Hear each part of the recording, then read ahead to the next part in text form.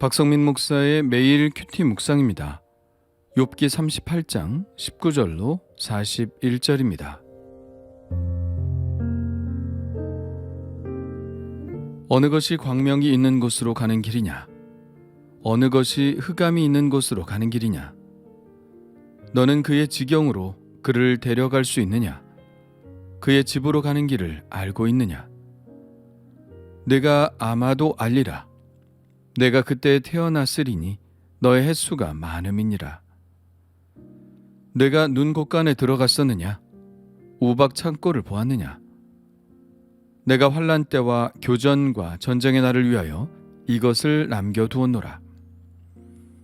광명이 어느 길로 뻗치며 동풍이 어느 길로 땅에 흩어지느냐? 누가 홍수를 위하여 물길을 터 주었으며 우레와 번갯길을 내어 주었느냐? 누가 사람 없는 땅에 사람 없는 광야에 비를 내리며 황무하고 황폐한 토지를 흡족하게 하여 연한 풀이 돋아나게 하였느냐? 비에게 아비가 있느냐? 이슬방울은 누가 낳았느냐? 얼음은 누구의 태에서 났느냐? 공중의 서리는 누가 낳았느냐? 물은 돌같이 굳어지고 깊은 바다의 수면은 얼어붙느니라. 내가 묘성을 메어 묶을 수 있으며 삼성의 띠를 풀 수 있겠느냐? 너는 별자리들을 각각 제때에 이끌어낼 수 있으며 북두성을 다른 별들에게로 이끌어 갈 수 있겠느냐? 내가 하늘의 궤도를 아느냐? 하늘로 하여금 그 법칙을 땅에 베풀게 하겠느냐?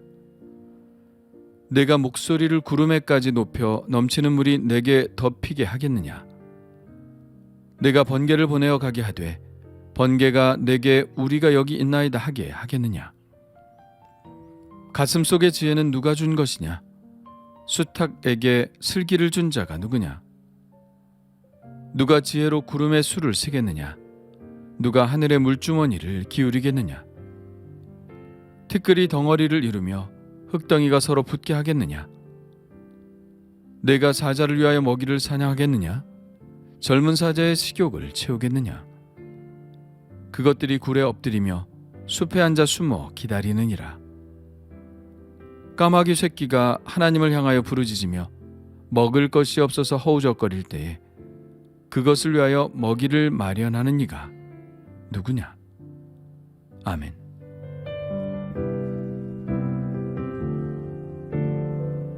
자연 만물의 신비한 현상에 대해 하나님은 욥에게 질문을 계속하고 계십니다. 이번에는 빛과 어둠에 대해서 말씀하는데요. 하나님은 욥에게 광명이 있는 곳으로 가는 길을 묻고 흑암이 있는 곳으로 가는 길을 묻습니다. 광명이나 흑암을 자기 집으로 데려갈 수 있느냐고 묻고 있죠. 고대 세계관에서는 광명과 어둠은 자기가 있는 곳에서 나왔다가 자기 곳으로 다시 돌아간다고 생각했습니다. 그런데 그들이 머무는 집이 어디인지는 아무도 알 수가 없죠. 이 질문은 다시 말해서 날이 밝고 어둠이 오는 원리를 내가 아느냐는 질문입니다.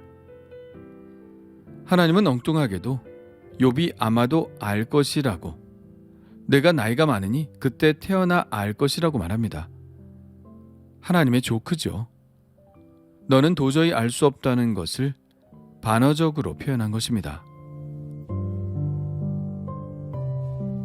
광명과 어두움만 거쳐가 있는 것이 아니라 눈이나 우박도 그것들이 보관되어 있는 곳간이나 창고가 있다고 생각했습니다. 당시의 사람들은 화학적인 반응이라는 것을 이해할 수 없었죠. 어디엔가 보관되어 있다가 하나님이 그것들을 이 세상에 흩뿌리신다고 생각했습니다. 그것들이 어디에서 생겨났는지를 보았느냐고 묻고 계시죠. 또 바람이 가는 길에 대해서도 물으십니다. 이것들은 하나같이 신비한 현상이었죠. 그리고 이런 자연 현상들은 하나의 무시무시한 무기가 될 수도 있었습니다. 하나님은 이런 것들을 환난 때와 교전과 전쟁의 날을 위하여 남겨두셨다고 말씀하시는데요. 하나님은 언제라도 이런 것들을 통하여 인류를 심판하실 수도 있는 분이라는 것을 드러내신 것이죠. 그러니 그 하나님 앞에 욥 너와 같은 일개 인간이 무슨 할 말이 있겠느냐는 질문인 것입니다. 또 사람이 신비롭게 여길 만한 자연상들은 무엇이 있을까요? 바로 하늘에서 내리는 비입니다.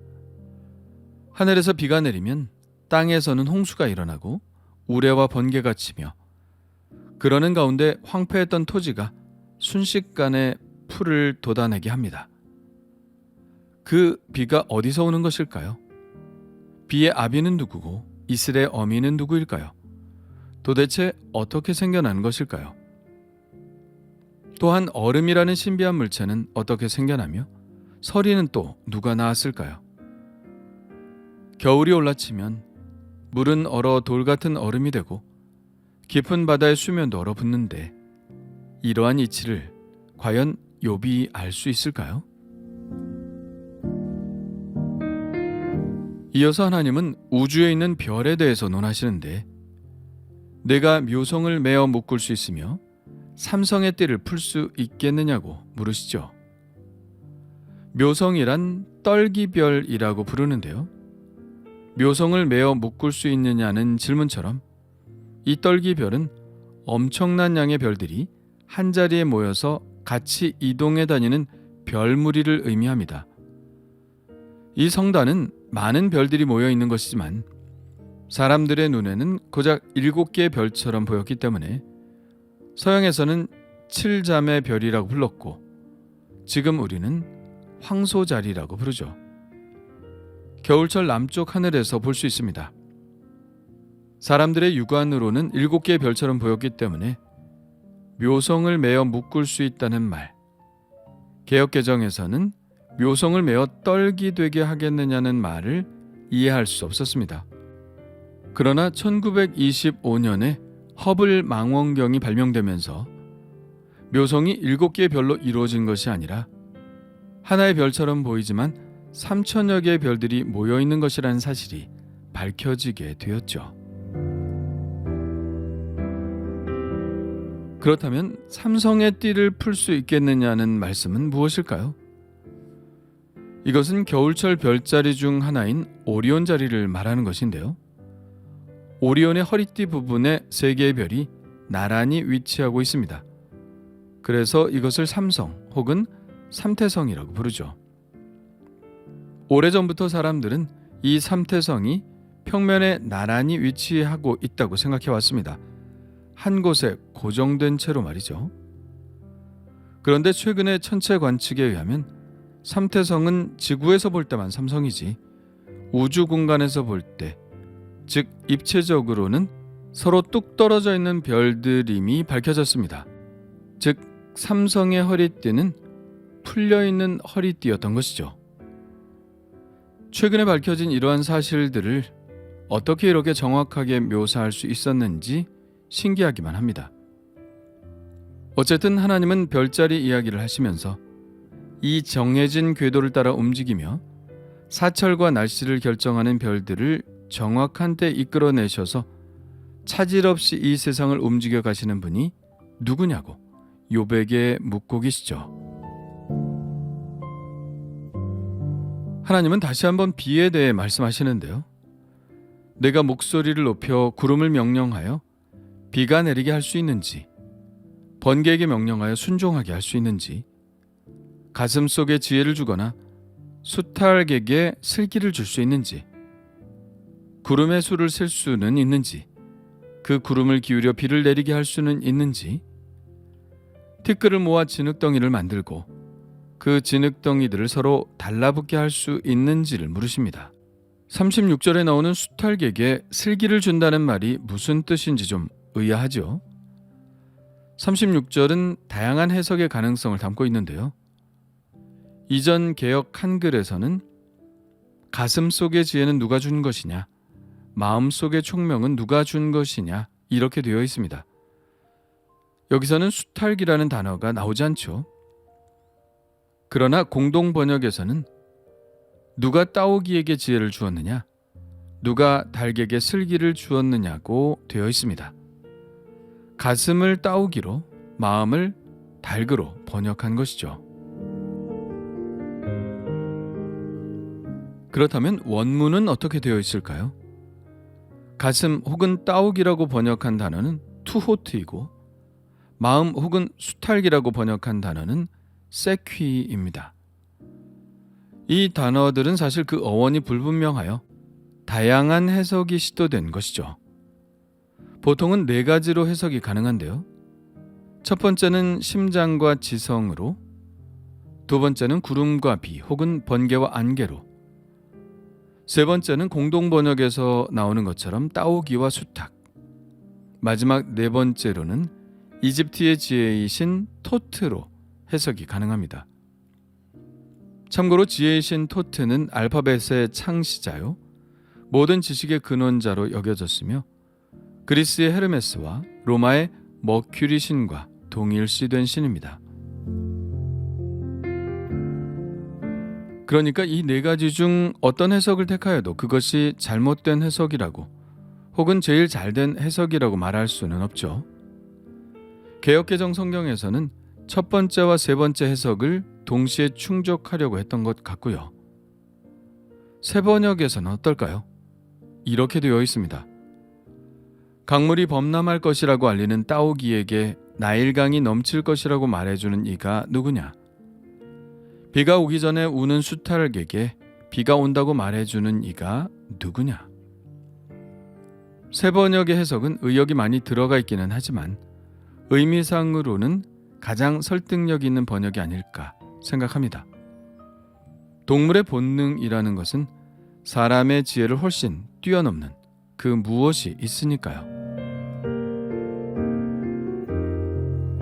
이 해석이 따오기와 수탉에 관한 것이라면 그 다음 구절들과 자연스럽게 연결됩니다. 39절에는 사자의 먹이 사냥, 41절에서는 까마귀 새끼가 먹이를 먹고 자라나는 것에 대해서 말하는데 이 세상에 있는 동물들이 살아갈 수 있도록 먹이를 공급하시는 분이 바로 하나님이시라는 것을 말씀하고 있는 것이죠. 이러한 하나님의 질문은 욥의 입을 닫게 하시려는 의도에서 하신 것이겠지만 하나님의 이 질문들을 진지하게 받아들인 사람들이 있죠. 바로 과학자들입니다. 그들은 이 하나님의 질문에 진지하게 대답함으로 하나님의 창조의 신비를 벗겨내고 있습니다. 생각해보면 하나님의 질문들은 사실 우리가 의문을 가지고 계속해서 풀어나가야 할 질문들이죠. 하나님은 단지 우리들이 그 질문에 대해서 대답하지 못하시기를 바라는 분은 아닙니다. 하나님의 창조가 얼마나 신비한 것인지 알아보라는 의미도 있는 것이죠. 창조의 신비를 벗겨가면서 우리가 놀라게 되는 것은 우리는 계속해서 또 다른 신비들과 만나게 된다는 것입니다. 우리의 과학은 팽창하는 우주의 끝을 향하고 있고 반대로 양자역학까지 이르고 있죠. 그러면서 우리는 파악되지 않는 또 도저히 파악할 수 없는 신비들과 계속해서 맞닥뜨리게 됩니다. 결국 우리는 하나님의 질문에 대해 완전한 대답을 하지는 못할 것입니다. 그러나 계속해서 놀라겠죠. 감탄할 것이고 감동할 것이고 경외할 것입니다. 지금 욥이 이 하나님의 질문에 맞닥뜨리는 것과 전혀 다르지 않은 느낌이죠. 자, 우리는 이 하나님의 신비 앞에 어떤 태도를 취해야 할까요? 그저 놀랄 뿐이죠. 그저 감탄할 뿐이죠.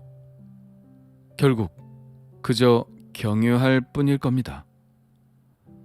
오늘도 하나님을 경외하는 마음으로 감사하며 세상을 살아가기를 원합니다.